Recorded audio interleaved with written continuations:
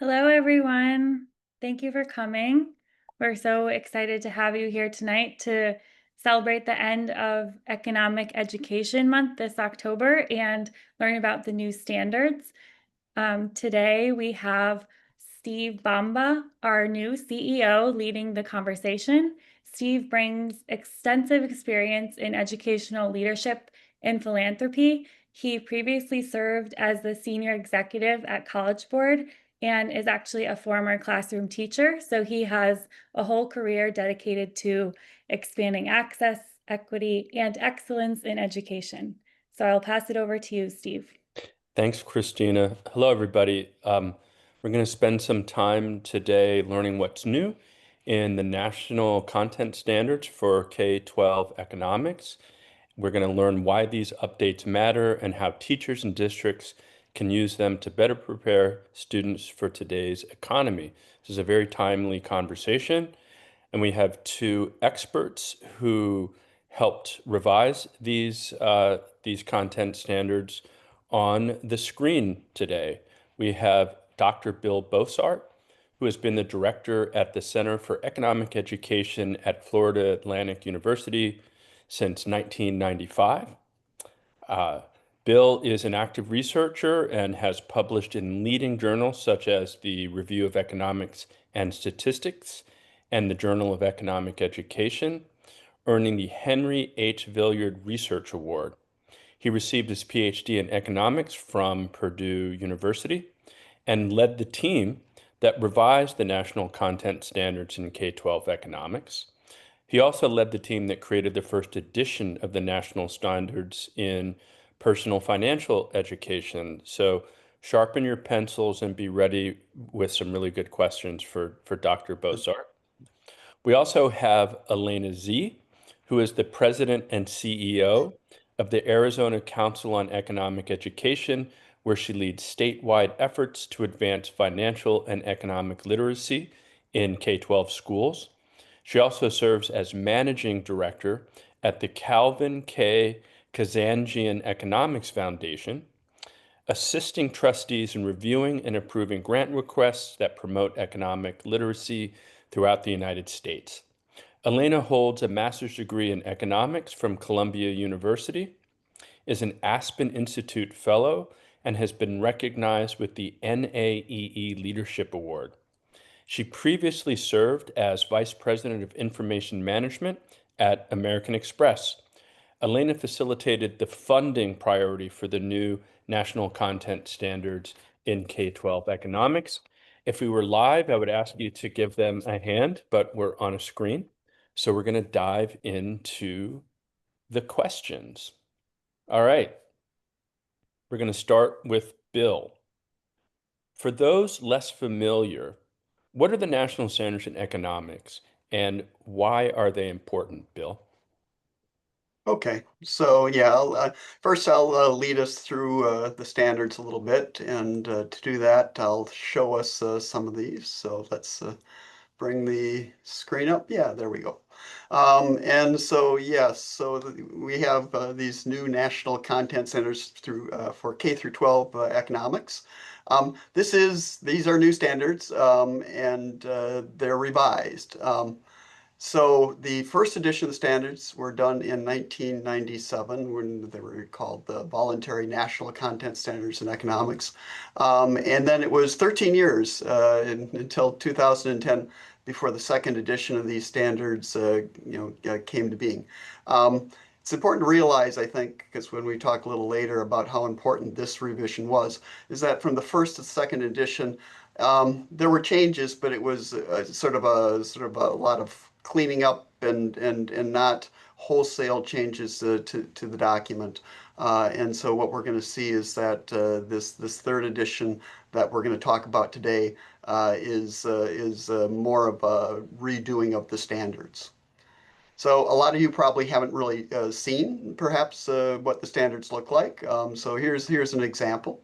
So these are the standards, or three of the standards. So in altogether, there's 18 standards, and here are the first three.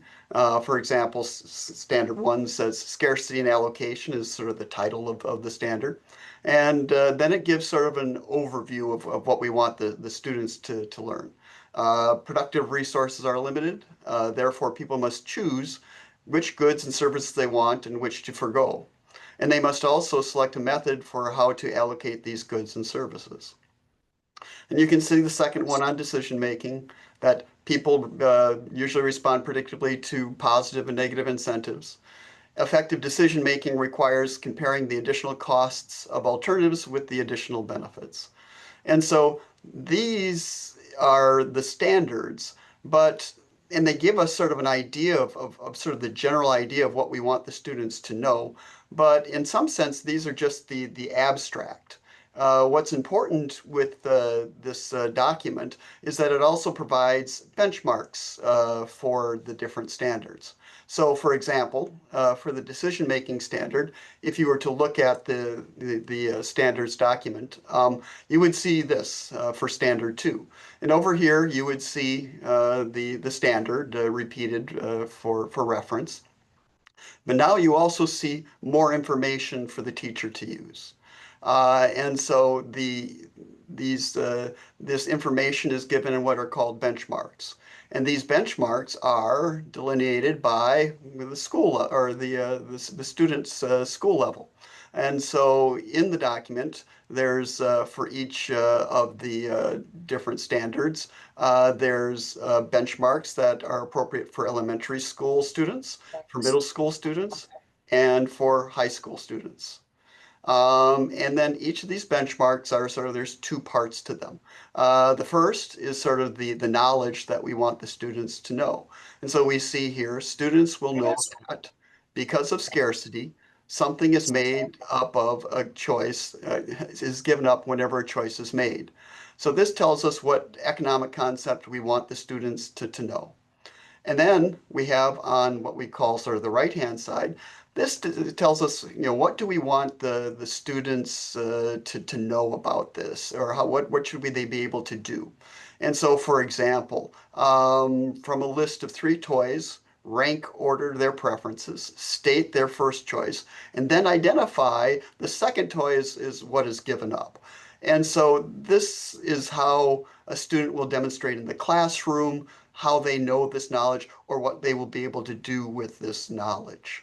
And so this is sort of the nuts and bolts that teachers can use, in their classrooms in terms of the knowledge that we want them to know, and what we want them to be able to do. Now, what does the all 18 standards look like? Well, here's the document is some 70 pages, but this gives us sort of an outline of what the 18 standards, what the content is. And so you can see the first 3 standards, scarcity and allocation, decision making, specialization and exchange, are what sort of we call the fundamental content that students should know. This is sort of your beginning of your Econ 101 kind of class at the elementary, middle, and high school level. And then you see the next standards, 4 through 9, tend to be what we would consider to be microeconomics, where we're talking about individual decision makers, individual businesses, and individual consumers. So we're talking about then markets and the role of government and labor, and also things like international trade. And then we see on the right-hand side here, we see standard number 10, technology, which is sort of in between. It has a little bit of the microeconomics. But then we see on the right-hand side here, 11 through 18 are all our macroeconomic standards. So we have things like, gross national product. I think it's domestic product. That might be my typo. Unemployment, money, inflation, monetary policy, and fiscal policy and taxation. And so this gives us an outline of sort of what's in these standards. And so basically the fundamental economics, then the microeconomics, and then the macroeconomics. And so altogether, it sort of gives an outline or a roadmap for teachers to use when teaching economics in their classroom. I'm having flashbacks to my intro econ classes back in my freshman year of college. Um, so, Elena, to you, the Kazanjian Foundation was very generous in helping to fund the revision of these standards. Why did they deem it to be important to update these standards? Thanks, Steve. So the Calvin K. Kazanjian Economics Foundation, since its founding in 1947, has always believed that a more economically literate society will be a more prosperous society. And when we think about the last 15 years since the last economics standards revision, there have been enormous changes and events around the world. And the most I have seen in my lifetime, I know that doesn't mean very much.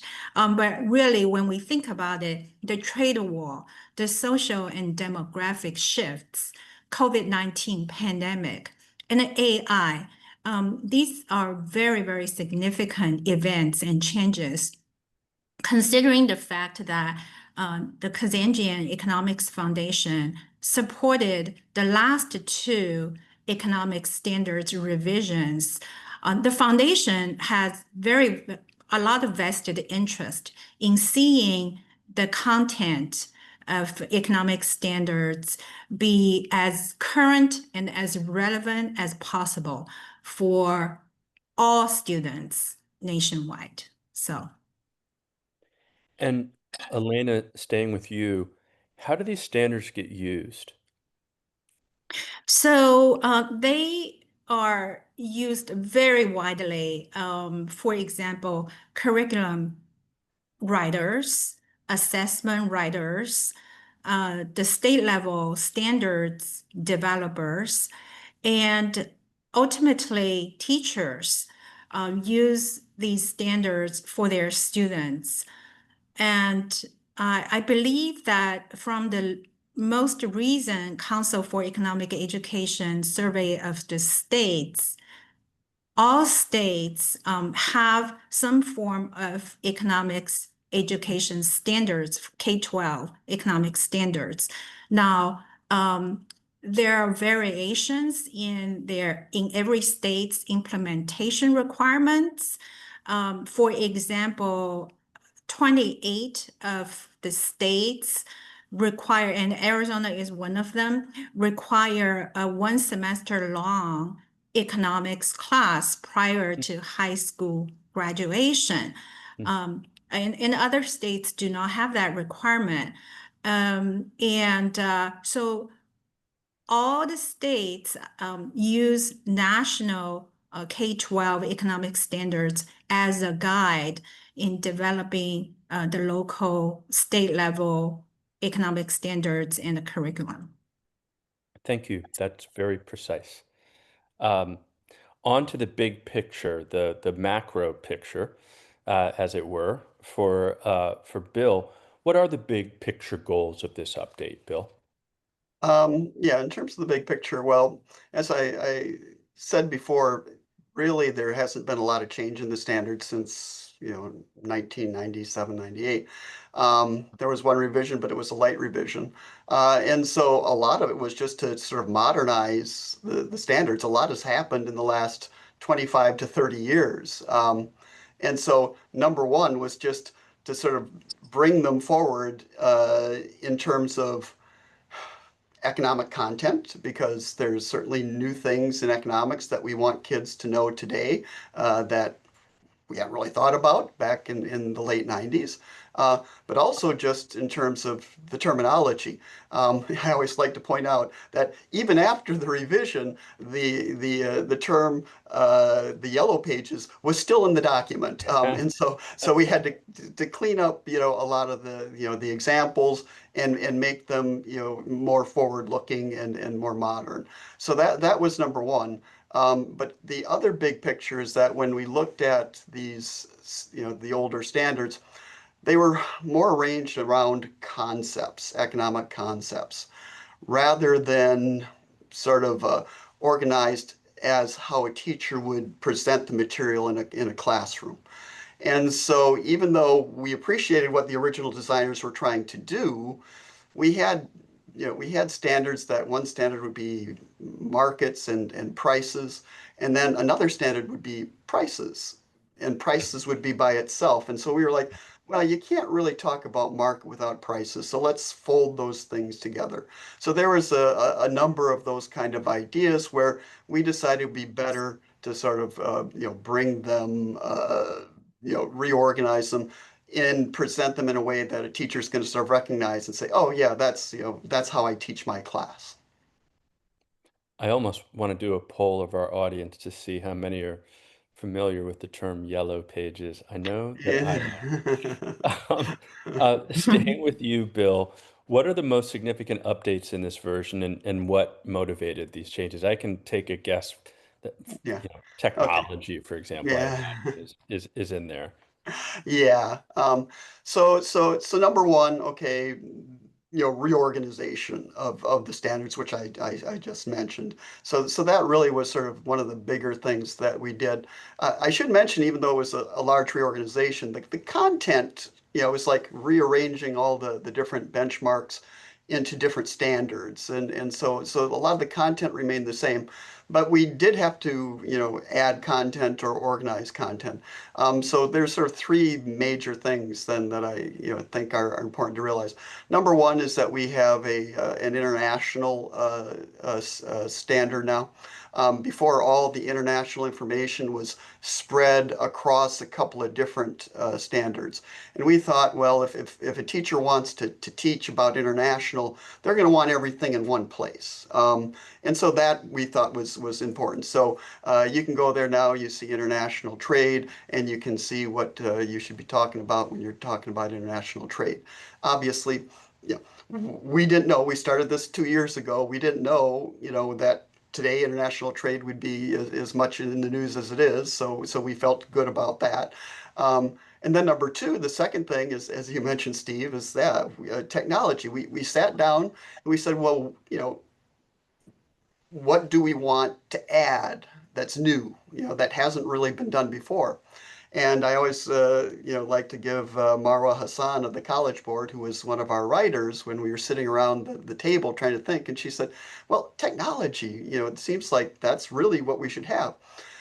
And when you looked at the older documents, technology was always something that changed something, but we never talked about where technology came from. And it was, kind of also sort of a coincidence that the most recent Nobel laureates were, honored for their work on technology. And I like to read this quote from Kirsten Enflo, who was one of the people presenting the Nobel Prize Award in economics, said that the laureates' work remind us that we should not take progress for granted. Instead, society must keep an eye on the factors that generate and sustain economic growth, i.e. technology. And so we have a new benchmark. So this is that in this new standard that says, well, the profit motive gives businesses drives businesses to innovate and seek new technologies that improve efficiency and reduce costs. Governments can support businesses' initiatives to develop new technologies by funding research and development, providing tax incentives and subsidies, creating favorable environments, and investing in human capital. And so that sort of talks about then, well, what do we or can we do, or what do businesses do to generate this technology, which is a dimension that hadn't had before.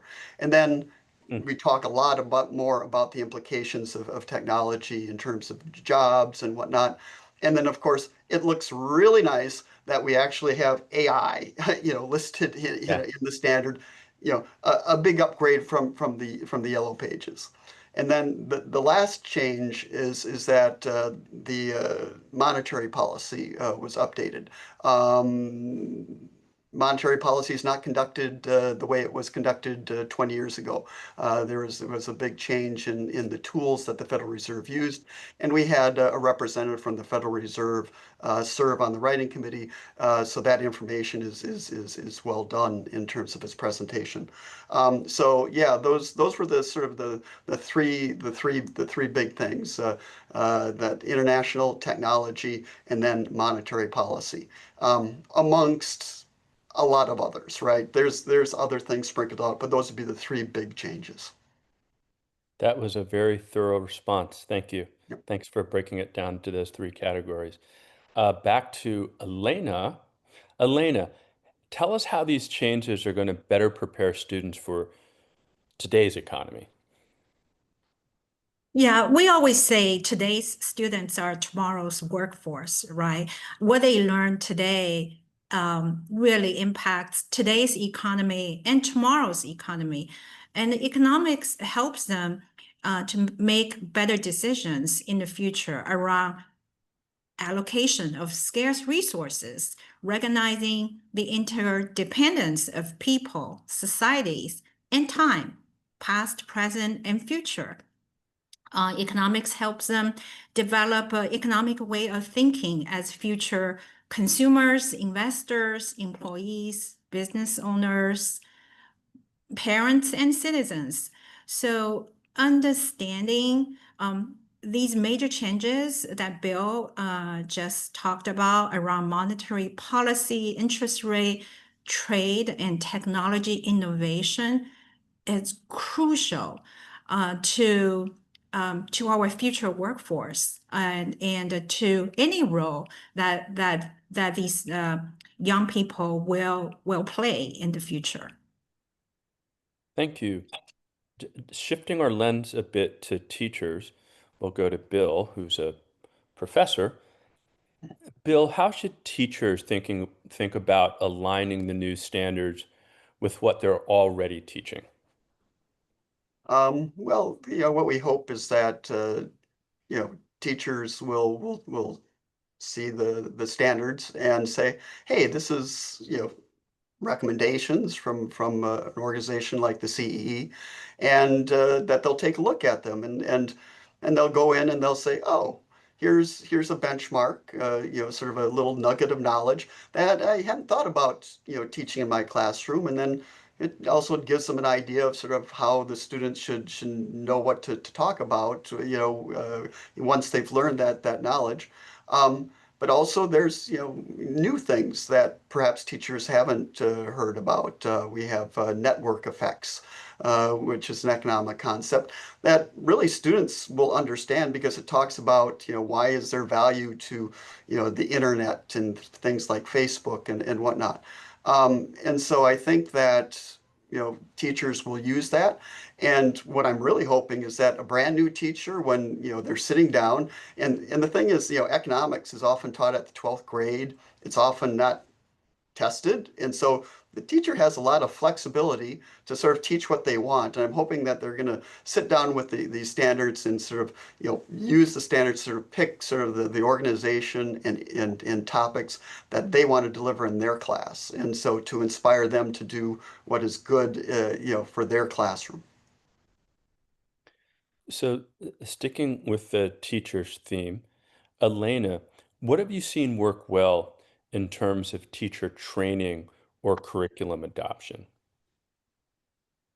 So my colleagues around the country from economic education councils and the centers, and they have tons of best practices, and I learn from them, and we share best practices with each other all the time. Definitely talk to them, and I will share a few here. One I would say is to meet teachers where they are. And that means some teachers may prefer online, receiving the training and the curriculum information online, and some teachers prefer in person. Some may want bite-sized, short workshop sessions and lessons, and some prefer deep dives. And in as much as possible, we want to bring the programs to them. For example, in the district, in-service professional development, or we travel to teacher conferences to deliver the workshop. And I would say for all those things that we do, one thing we have in common that shows it works is that the lessons that we share, they must be hands-on and turnkey. And we help teachers to experience these lessons as students and as teachers during these workshops. And lastly, which is very important, is to provide professional development to teachers at no financial cost. We know teachers are severely underpaid for what they do. And this is why we are so grateful for our visionary donors who realize the impact and the need from teachers, allowing us to provide quality economic education resources to teachers at no financial cost. So one more question for you, Elena, and then we're going to go to questions from the audience. We have quite a few people in the webinar today. Elena, what guidance would you give to districts or states looking to integrate these standards? So I actually asked a bunch of states about when last time their state economics standards was revised. And the response ranged from as recent as 2024 and as early as 1998. Yeah. And I also asked them, when do you anticipate that your state economic standards will be revised again? And the response ranges from right now, we are working on our state, and that's Nebraska. Hey, yay, Nebraska. We wish we were all in your position. So the national standards is very timely. To some states, they have a schedule of revision, and it ranges somewhere from 2 years to 7 years from now. And more than half of the states actually don't know what that next revision will be. So what does that mean? I mean, does that mean that we just sit tight and wait? No, I think that all of us here on this call, all of us are and can be social influencers of economic education. We can share about the standards update with our state Department of Education, with school leaders, with teachers, and teachers, not just economics teachers, all teachers, because we know economics is everywhere. It's in everything we learn and we teach. And frankly, our donors. And we need to partner with them to when it's time to implement and to create that network effect. And by the way, check out network effect in the new economic standards.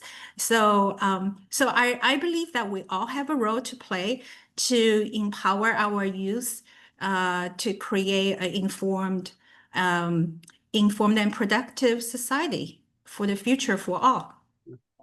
And I'll jump in here. I mean, this is an opportunity for, new standards are out.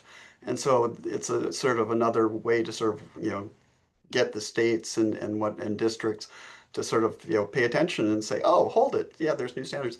Elena, you said the earliest one was 1998, and it's probably not surprising. That's when the first national standards were set out. And so I'm sure some states said, oh, let's adopt standards. And that's I think what's fun about this project. So thank you for that, Bill and Elena. I'm going to turn to questions from the audience, and I'm going to let the two of you figure out who is going to answer Depends which. on the I'm not going question. to assign this. Yeah. Question 1. Do the standards discuss the idea of economics through a scarcity lens versus an abundance lens? Bill. Yes. I mean, we certainly talk about the idea of scarcity, and that's sort of the fun, and you can see that in the benchmarks that I showed you. Yeah, we talk about scarcity, and we talk about how we don't have enough resources to meet all the different wants that we have. So that's, yeah, certainly that we talk about those concepts, and the whole premise is based on that. Question 2.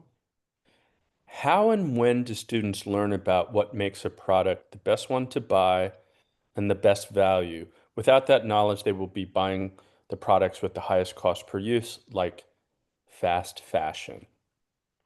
Who wants to take a crack at that? So,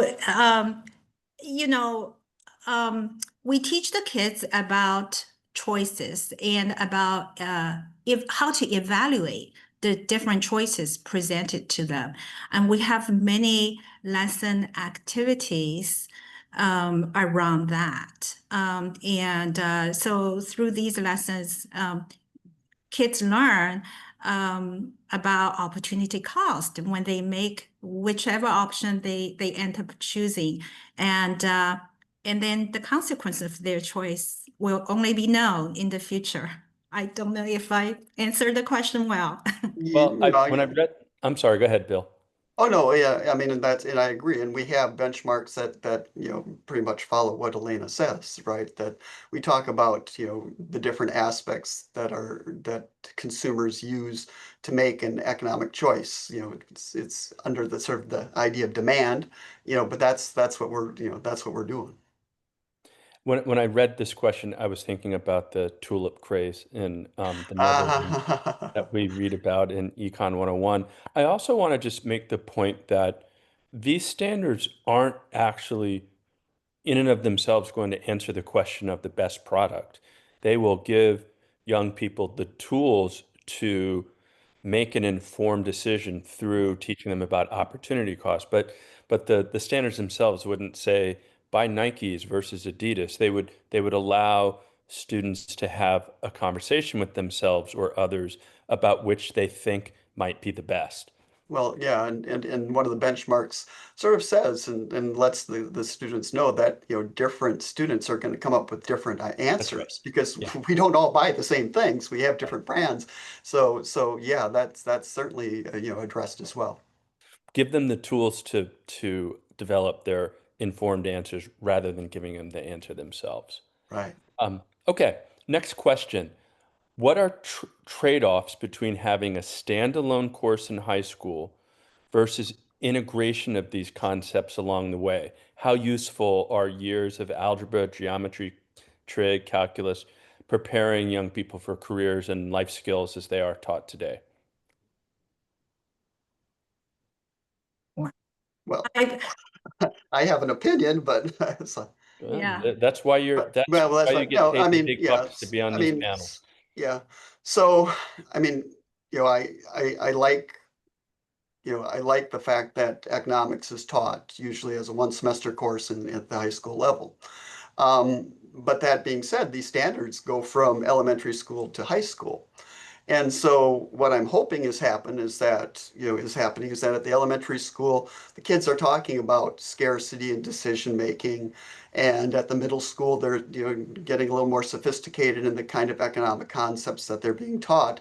But that these things are being put in the curriculum all the way from elementary school to the to the high school level, so that when they arrive at that high school course, that they've had some exposure to economic concepts. I think that would be, it's very difficult to sort of as a teacher in economics in one semester to teach everything there is to know about economics Of course. without having them gotten some of the information earlier in their career.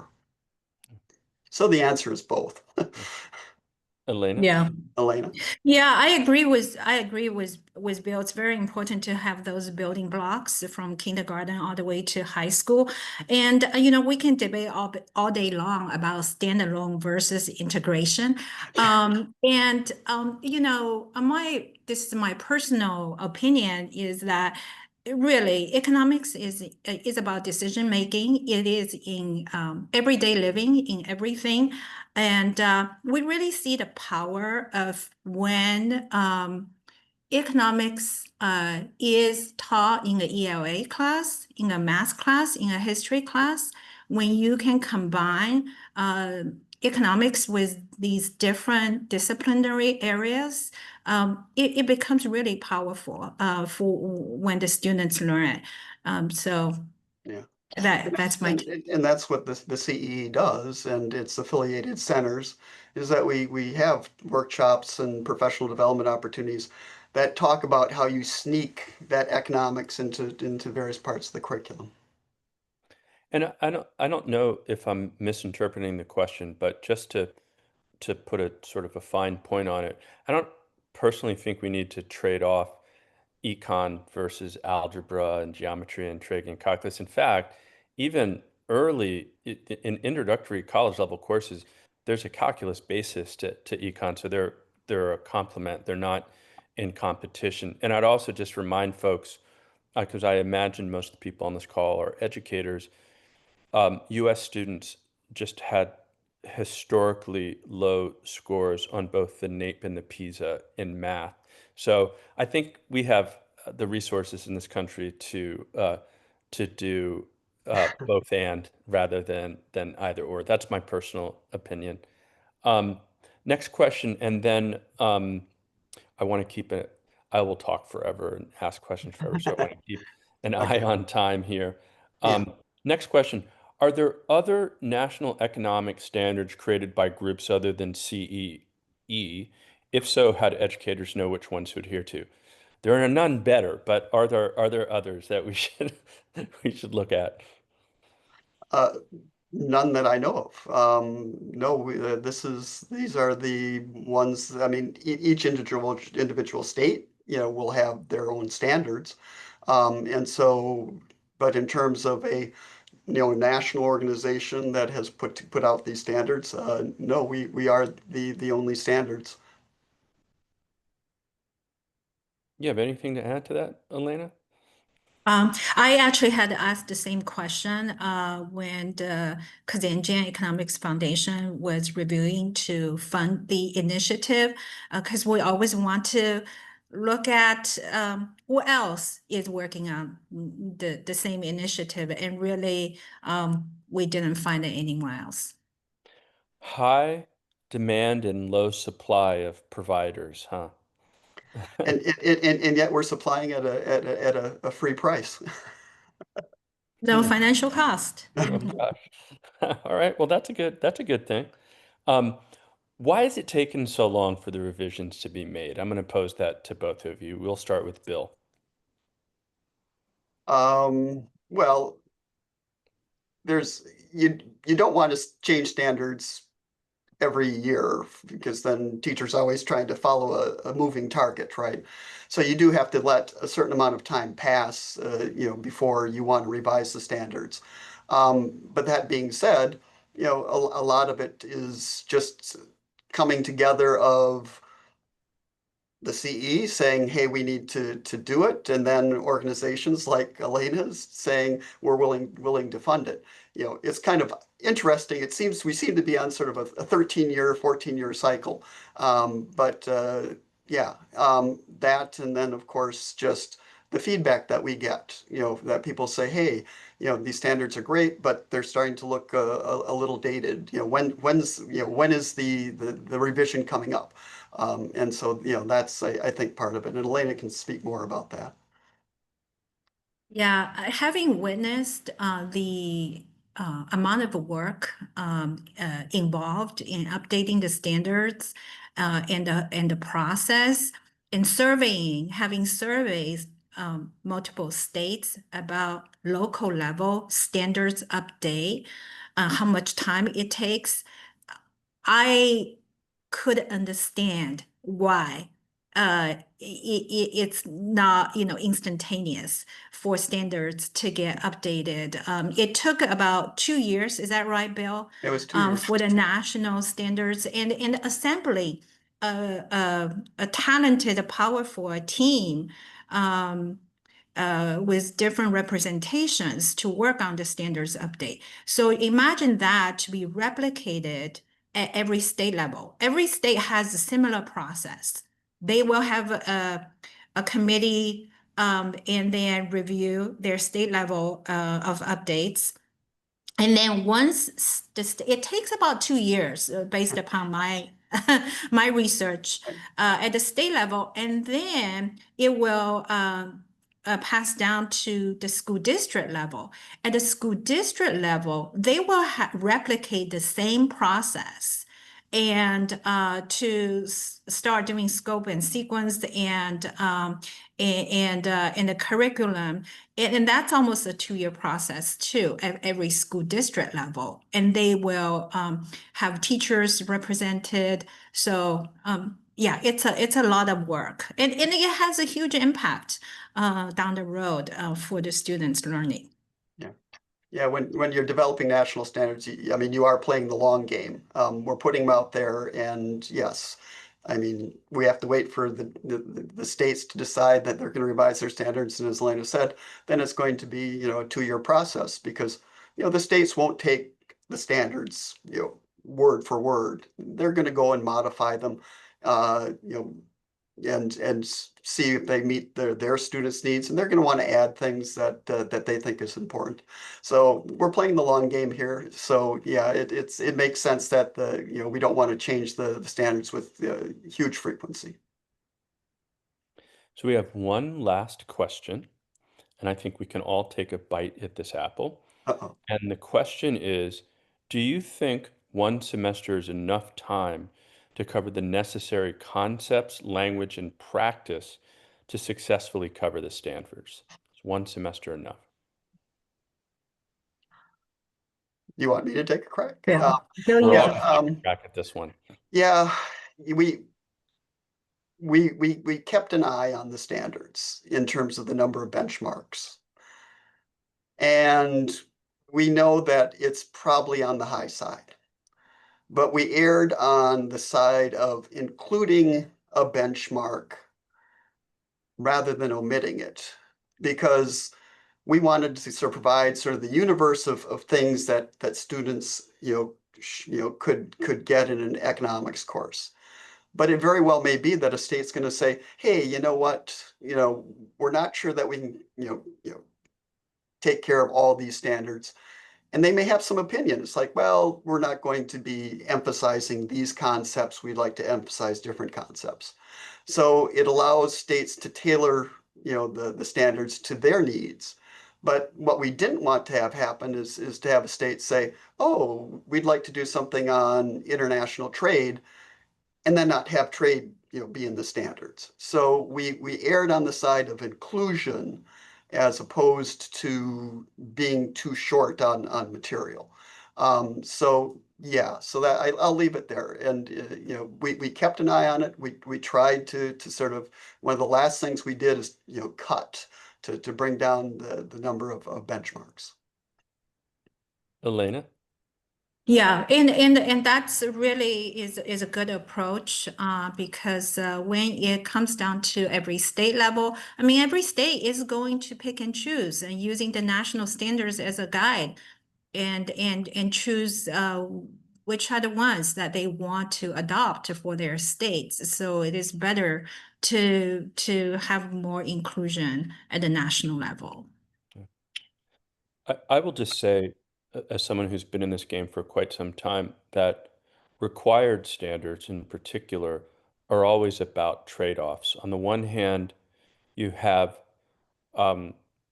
standards in foreign language acquisition, in history, in math, and science, in this case, in economics, and you have the sort of a minimum viable body of knowledge you want students to have in some fundamental way so that they're culturally fluent, so that they know what the Declaration of Independence is, so that they know the basics of supply and demand. On the other hand, you want the grain size to be large enough that if they really dig it, they can go on and they can take the next course and the next one and the next one. And eventually you'll have some people who end up like Bill with PhDs in economics or whatever the other core courses that they've been introduced to. So I see it as a trade-off between like this cultural fluency and what you need to get by in a 21st century economy and in giving students enough that it might build their appetite for something they really love.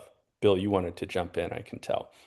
Oh no, I just like your thought process because I mean you're right. I mean, if I were developing, a test, right, then you'd have to scale down and make sure the common concepts that everybody needs to know is in the test. But we're not doing that. We're not designing a test. We're sort of designing a document that sort of gives all the possibilities, but it's voluntary. So there's a difference between, a mandatory test and sort of a voluntary set of standards in terms of whether you want them to be smaller or to be bigger. So I believe we are a minute past time, and we still have a lot of people in the webinar, and I think that's a testament to Elena and Bill.